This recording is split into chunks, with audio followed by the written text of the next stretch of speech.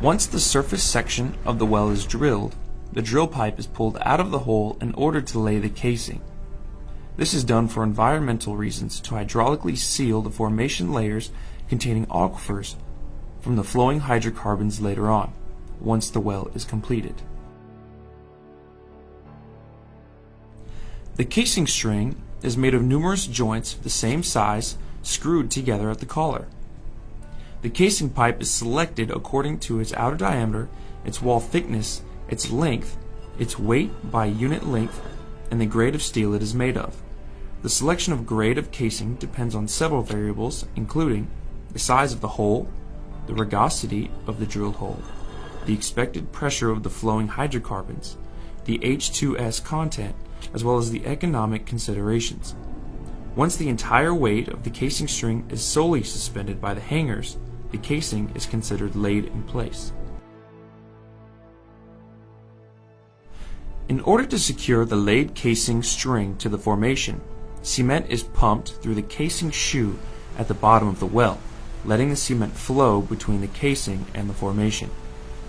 To allow further operations in the well, the cement requires sufficient curing time.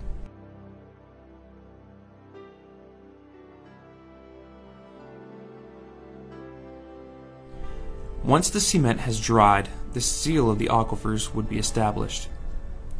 The drilling then continues through the wiper plug, the casing shoe, and the cement at the bottom of the hole until the desired depth is reached.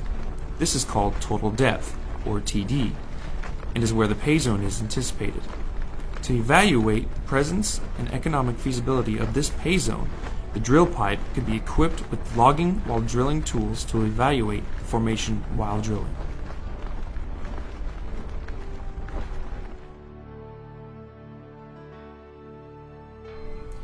It is a common practice to lower wireline logging tools to evaluate the formation and determine the economic feasibility of the drilled well.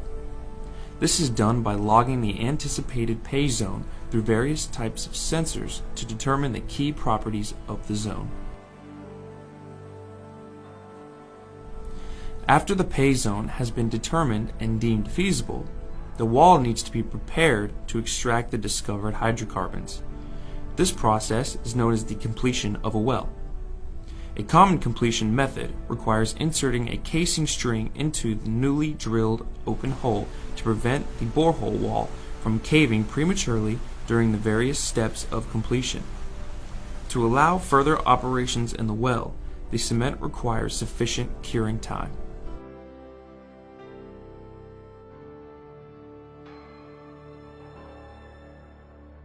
The cementing process is not always a flawless operation, and the resulting cementing job might contain some bonding issues that would undermine the strength and integrity of the casing, especially during perforation. The bond of this cement with the formation and with the casing is evaluated using a cement evaluation wireline tool.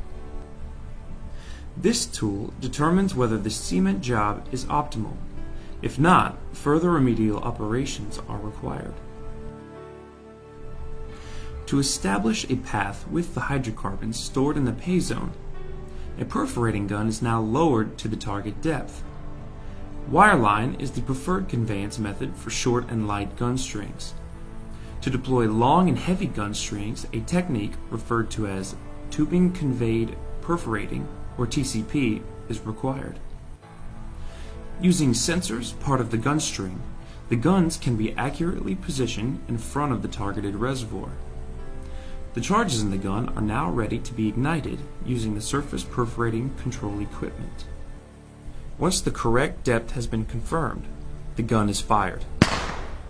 The charges in the gun explode, providing a path through the formation, the cement, and the casing to the production tubing. The perforating gun is then pulled out of the hole.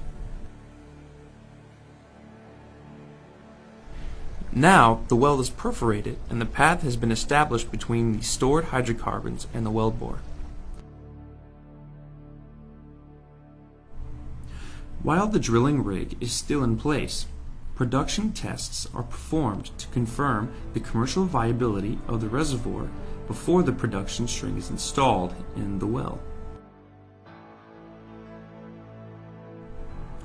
A typical production string is made of a tubing string that includes a packer near the bottom end.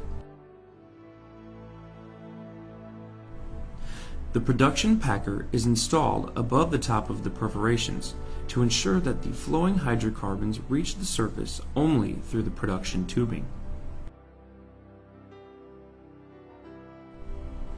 Before the drilling rig is dismantled and moved away to its next location, the wellhead equipment, commonly referred to as the Christmas tree, is installed on top of the well. With the well completed, the production of hydrocarbons can begin. These hydrocarbons will fill storage tanks or feed pipelines until the day when the production rate has diminished and the well is plugged and finally abandoned.